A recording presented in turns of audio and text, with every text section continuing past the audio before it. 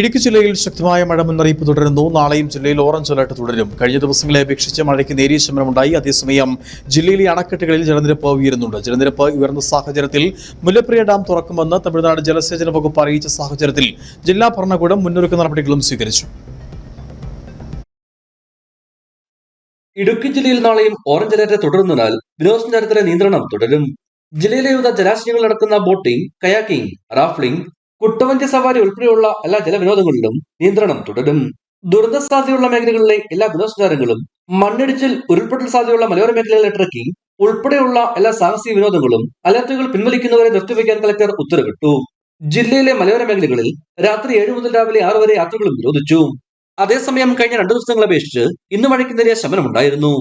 ഇടുക്കി അണക്കെട്ടിലെ ജലനിരപ്പിൽ ആശങ്കപ്പെടേണ്ട സാഹചര്യമില്ല. 2360.26 അടിയാണ് ഇടുക്കി അണക്കെട്ടിലെ ജലനിരപ്പ്. മുല്ലപ്പെരിയാർ അണക്കെട്ടിലെ ജലനിരപ്പ് 136 അടിയാകുമ്പോൾ ഷട്ടറുകൾ തുറക്കുമെന്ന് തമിഴ്നാട് വ്യക്തമാക്കിയതോടെ ഇടുക്കി ജില്ലാ ഭരണകൂടം മുന്നൊരുക്കങ്ങൾ ക്രമീകരിച്ചു. റവന്യൂ, പോലീസ് അധികാരികളുടെ നിർദ്ദേശങ്ങൾ പൊതുജനങ്ങൾ കൃത്യമായി പാലിക്കണമെന്ന് കളക്ടർ അഭ്യർത്ഥിച്ചു. ഇടുക്കി വിഷൻ, കുമളി.